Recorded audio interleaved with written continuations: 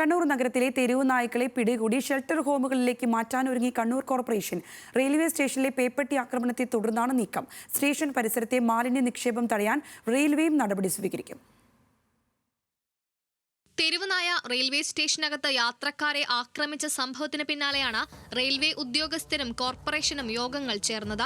നായകളുടെ ശല്യം നിയന്ത്രിക്കാൻ railway station പരിസരത്ത് മാലിന്യങ്ങൾ നിക്ഷേപിക്കുന്നത് ഒഴിവാക്കുക, യാത്രക്കാർ തെരുവുനായ്ക്കൾക്ക് ഭക്ഷണം നൽകുന്നത് തടയുക തുടങ്ങിയ കാര്യങ്ങൾ റെയിൽവേ നിർവഹിക്കും. 15 പേരെ കടിച്ച നായ്ക്ക് പേവിഷബാധ സ്ഥിരീകരിച്ച സാഹചര്യത്തിൽ റെയിൽവേ സ്റ്റേഷൻ പരിസരത്തെ മറ്റ് തെരുവുനായ്ക്കളെ നിരീക്ഷിക്കാനും അഡീഷണൽ ഡിവിഷണൽ റെയിൽവേ മാനേജറുടെ നേതൃത്വത്തിൽ ചേർന്ന യോഗത്തിൽ തീരുമാനമായി. റെയിൽവേ ഭാഗത്തു നിന്ന് വേണ്ടത് ഭക്ഷണാവശിഷ്ടങ്ങൾ ഉപേക്ഷിക്കുന്നത് ഒഴിവാക്കി അവയെ ക്രിയാത്മകമായിട്ട് എല്ലായിടത്തും മാലിന്യം സംസ്കരിക്കണം, എവിടെയെങ്കിലും അതിനെ പുറന്തള്ളണം.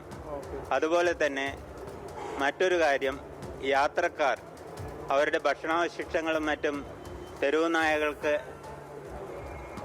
കൊടുക്കുന്നത് ഒഴിവാക്കിയിട്ട് അവരെ ബോധവൽക്കരിക്കാൻ കൂടിയാണ് ഞങ്ങൾ ഈ സന്ദർശനം കൊണ്ട് ഉദ്ദേശിക്കുന്നത്.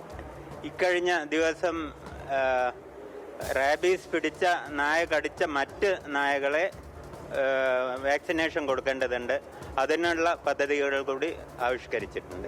നഗരത്തിൽ അലഞ്ഞുതിരിയുന്ന നായ്ക്കളെ പിടികൂടുന്നതിന് നടപടി സ്വീകരിക്കാൻ കണ്ണൂർ കോർപ്പറേഷനിൽ ചേർന്ന യോഗത്തിലും തീരുമാനമായി. കോർപ്പറേഷൻ നേതൃത്വത്തിൽ നായപിടുത്തക്കാരുടെ പാനൽ തയ്യാറാക്കി നായകളെ പിടികൂടി പ്രത്യേക സ്ഥലത്ത് താമസിപ്പിക്കും. തെരുവ് നായ്ക്കളെ സംരക്ഷിക്കുന്നതിന് ഷെൽട്ടർ ഹോം സ്ഥാപിക്കുന്നതിനും കോർപ്പറേഷൻ പദ്ധതി രൂപീകരിക്കും. വന്ധ്യകരണം നടത്തുക മാത്രമാണ് തെരുവുനായ ശല്യം പരിഹരിക്കാനുള്ള ശാശ്വത മാർഗം. ഇതിനായി ABC പദ്ധതി നിലവിലുണ്ടെങ്കിലും സാങ്കേതിക തടസ്സങ്ങൾ ഇപ്പോഴും പൂർണ്ണമായി മാറിയിട്ടില്ല. ഇതോടെ ജനങ്ങൾക്ക് സുരക്ഷയൊരുക്കും വിധം തെരുവുനായ്ക്കളെ പൂർണ്ണമായി നിയന്ത്രിക്കാൻ എന്തു ചെയ്യുമെന്ന ബന്ധപ്പെട്ടവർക്കും കൃത്യമായ ധാരണയില്ല. ന്യൂസ് മലയാളം, കണ്ണൂർ.